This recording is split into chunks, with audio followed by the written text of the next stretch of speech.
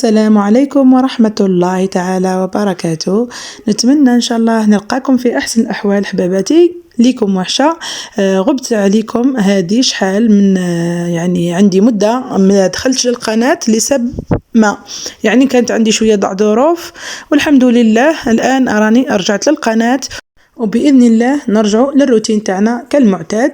يعني نرجع للفيديوهات تاعنا، ساعات نديروا يعني أكل تقليدي، ومرات عصري، مرات حلويات، مرات نديروا يعني مأكولات تقليدية جزائرية.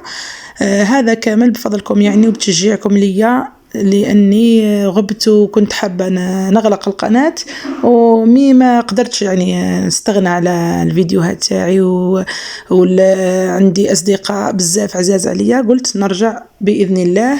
نتمنى تشجعوني ونكون إن شاء الله في المستوى بإذن الله. اليوم جبت لكم هذه الخبزة المحشية بالسبانخ واللحم المفروم، جات الله يبارك ما شاء الله. شوفوا كما راهي تشوفوا حذاكم، جات هشيشة والحشوة جات جد لذيذة.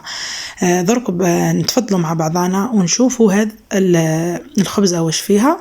ومن نفس لاباط يعني درت هذه القالات اللي جات على شكل بيتزا، درتها بهذا الضفيرة على الحواف، ودرت الحشوة زدت لها البيض كما راكم تشوفوا. جات ما شاء الله هي نفس المكونات لكن في الذوق تختلف، يعني جات الخبزة بذوق وهذه القالات جات بذوق آخر.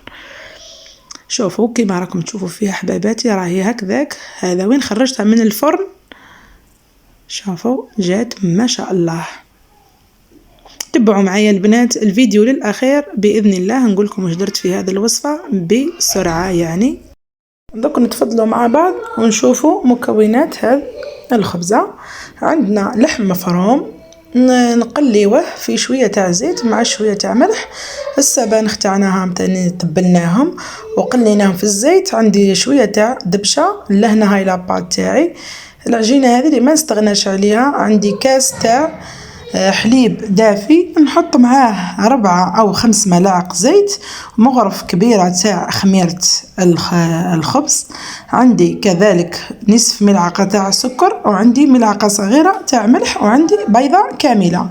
نخلط المكونات كلهم مع بعض، ومن بعد نضيف الفارينة حتى نتحصل على هذا القوام تاع العجينة. تكون عجينة متماسكة يعني وتكون طرية، قد ما تكون هكذا يعني تتلاصق في اليد أي تجيكم هشيشة. عندي كمية تاع سلق بعد ما نقيته غسلته ونقيته مليح، قصيته كما راكم تشوفوا، قليته في كمية تاع الزيت، حطيت له شوية تاع ملح والتوابل، درت فلفل اسود، شوية كمون، درت شوية تاع توم، ومن بعد خلطت معاه اللحم المفروم، يعني درت معاه الفيونداشي هذاك اللي قليته، خلطت كل المكونات مع بعض. ومن بعد هنايا حطيت لاباط تاعي بعد ما خمرت وكسرت لها يعني التخمار، هاني درتها في هذا المول الدائري، درتها رقيقة، قد ما ديروها رقيقة تجيكم هشيشة. حطيت الحشوة تاعي كما راكم تشوفوا البنات في كامل السطح، نعدلها مليح بعد تجيني على مستوى واحد. نزيد نضيف لها قطع الجبن. الحشو يعني اختياري، انا نحب هذه الحشوة تاع السبانخ، زدت لها فرماج رابي. نتوما زيدوا يعني واش عندكم واش حابين، كل واحد والذوق تاعو، تحبوا تزيدوا لها اضافات. كما راكم تشوفوا يعني طريقة جد سهلة وتوجد يعني بسرعة، ما تاخذش منا وقت بزاف. وفي الأخير نضيف لها بيضة أو بيضتين، يعني نخلطهم مليح ونحطهم من فوق كما راكم تشوفوا. يعني اختيار، اللي يحب يضيفها يضيف، اللي يحب ما يضيفش عادي، يعني ما يتغير فيها والو. لهنا نزيد نعمل شرائح بالعجينة، نطرحها رقيقة باه تجيني خفيفة، من بعد ما تتنفخش وتجي يعني تجي بزاف خامرة، تجي مكان يعني قد ما ترقوها تجيكم خفيفة. أنا خدمتها شرائح، شوفوا.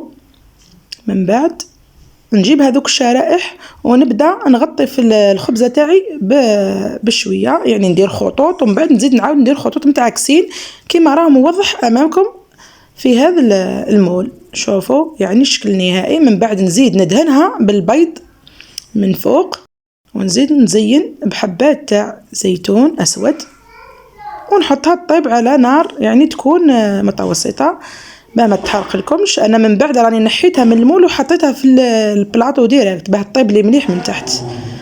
وهذيك العجينه المتبقيه زدت درت هذا الكاليت بنفس الطريقه، وهاي ليكم يعني ما غطيتهاش من فوق كيما غطيت الخبزه، جات ما شاء الله.